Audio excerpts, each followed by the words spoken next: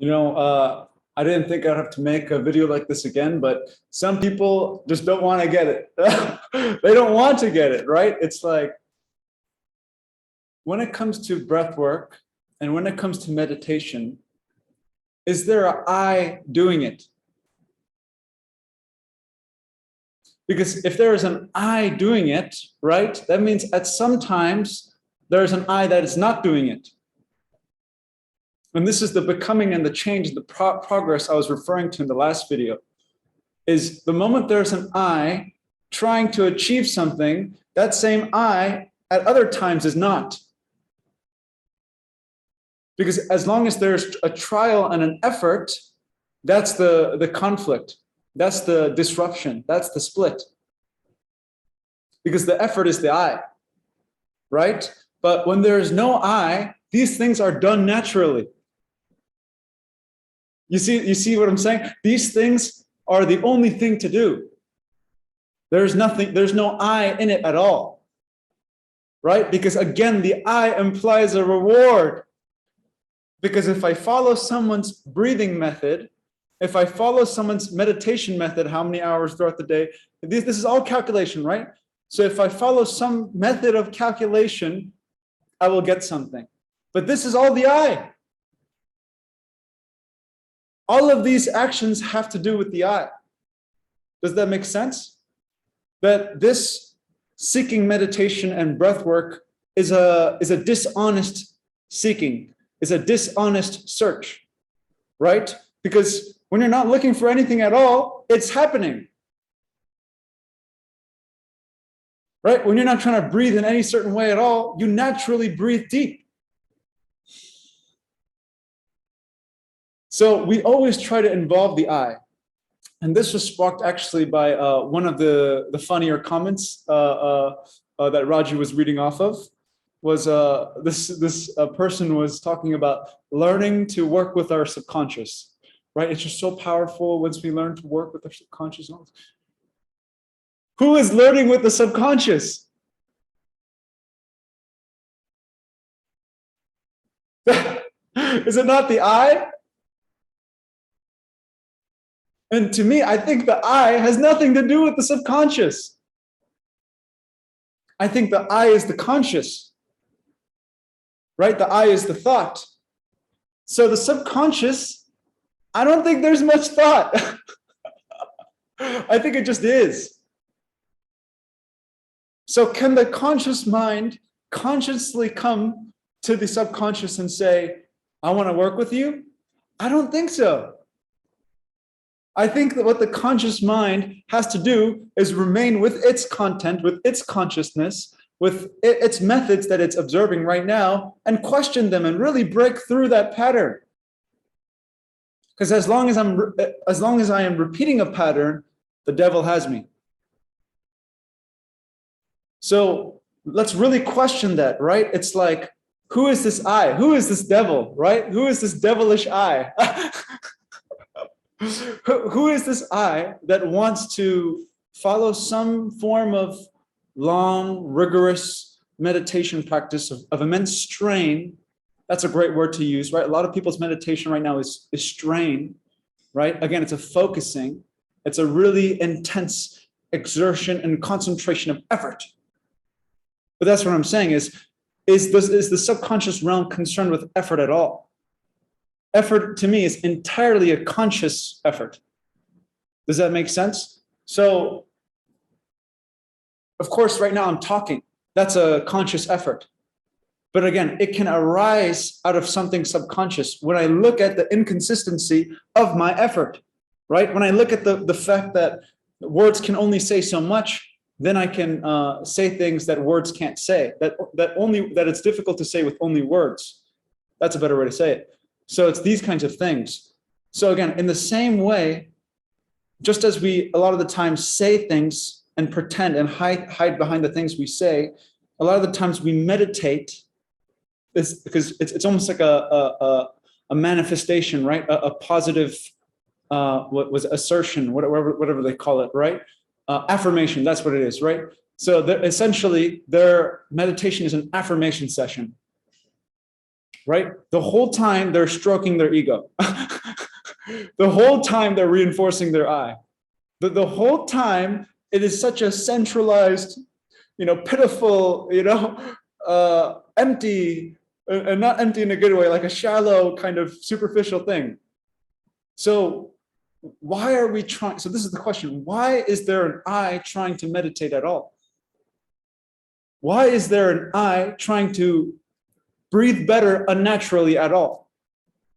And so this is the thing. This is why I think Wim Hof is revolutionary, because for him, what his answer was cold. He just faced the cold.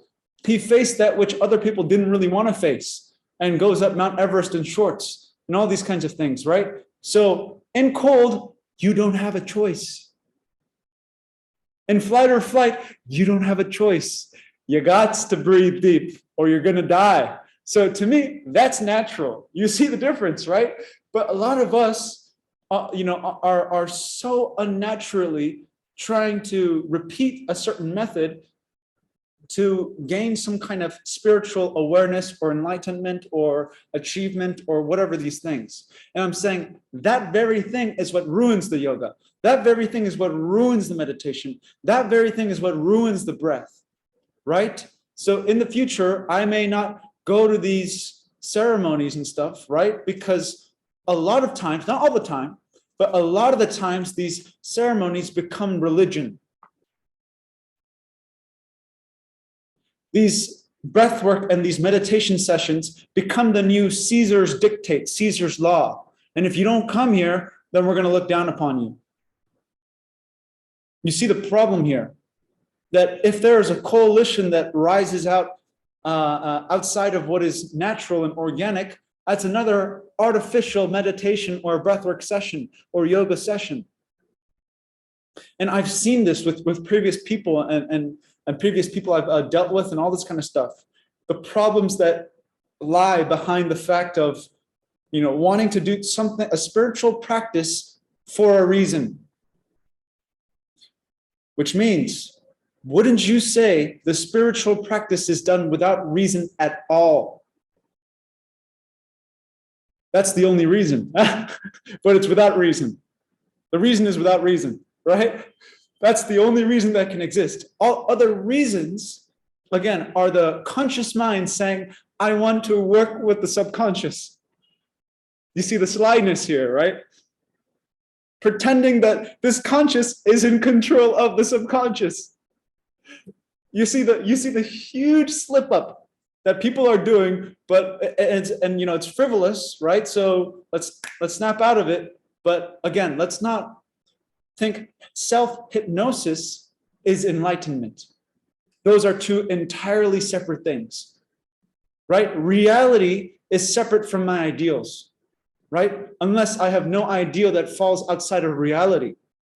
Now, that form of an ideal where there is no ideal outside of what is, or really there's no ideal at all, that's beautiful. That's no I. That's the passion without self, right?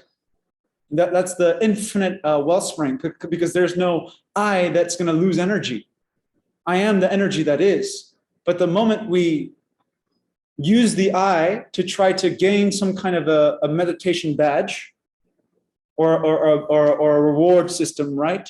And again, it becomes like mass again, all over again. And we're coming to church not because we truly love God, but because, we have so many things to prove to these other people, and so much validation that we need to receive. And, it just becomes more and more artificial and separated from what is again. So I just realized we're in October, right? This is 8, on the 21st is going to be Scorpio, right? We're already in the fall, all of these kinds of things, right? Let's really, observe the fall. Let's observe our faults. Let's observe where we fall short. And so this is the thing. Who are we to dictate and control the methods of others? Now, this is the thing. For me, it's like, if it's poison, you don't eat it. It's just that simple, right? So it's just a matter of how much more simplified can we get with that equation, because it should be real simple, no poison, right? And we shouldn't blur the lines. Now that's something that's natural and it's common sense.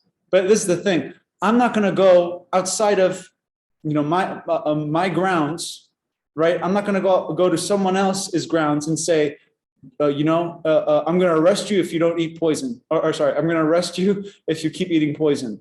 I can't do that, right? So I can only say within the domain that I agree with upon others, poison cannot be consumed in the premises. Because if poison is not consumed within the premises, then there can be no conflict. So this is one thing.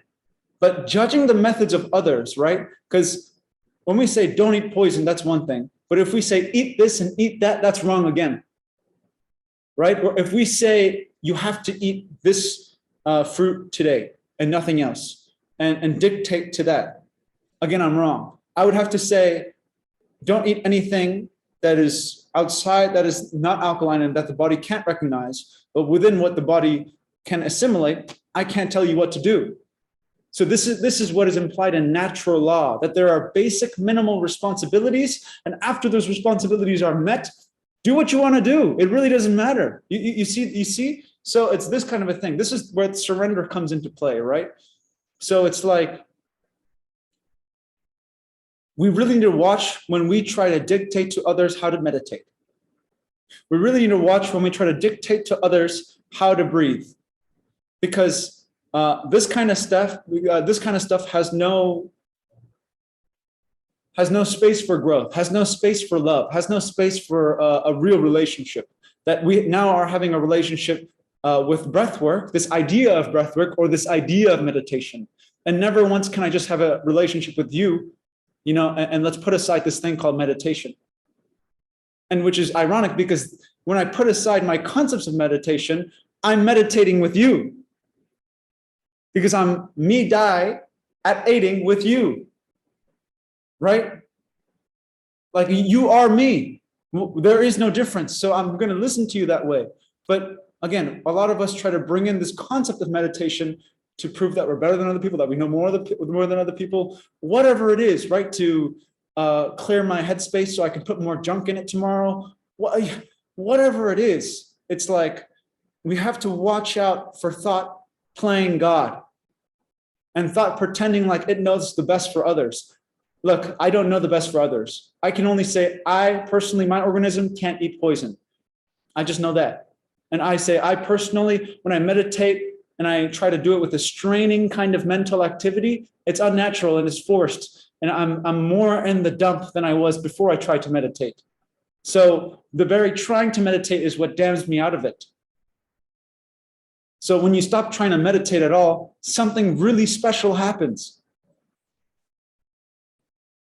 But I don't know. I think people just take this as a joke. People take this lightly and think, again, a meditation is some skill that I can learn and pick up within 30 days of paying some man, and same with breath work and all these things. At some point, there can be no strain.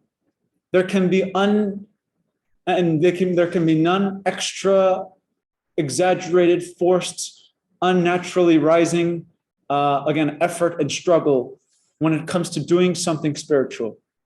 So again, we don't with our conscious, with our thinking mind, try to think of that which is unthinking, because that would still be thinking. We don't try to consciously go to the unconscious, because that's still the conscious. You haven't even entered into the domain of the 3 days of darkness, or whatever you want to call it. So instead of thinking of unthinking, let's just watch our thoughts.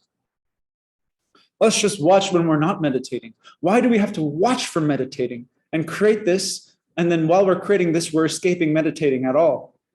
So again, let's watch the thought. Let's watch the action. Let's watch the positive side to it all. And in that watching, there will be a negation of all of the bullshit and the stupidity that arises out of the positive side, right? Because it's only the stupidity arises outside of thought. The stupidity arises outside of he who is trying to, consciously go into the unconscious. That's what's stupid. That's what's futile. Your effort is futile. Resistance is futile. What you resist persists, right? So in this kind of a sense, again, don't don't use that trauma to resist. Right? Don't use the trauma at all. And when you don't use the trauma, you let it go. And it is where it is. It doesn't matter. So if you let the trauma go, you won't try to re-traumatize yourself with ideas of meditation and breath work and yoga and all of these things. And when you don't try to re-traumatize yourself at all with these methods, right, with these processes, what you do will become natural. And that's what we're going at. You know, I think that's where everyone's being taken, is we're just slowly sifting out the artificial, unnatural, bullshit tendencies that we call spiritual practice.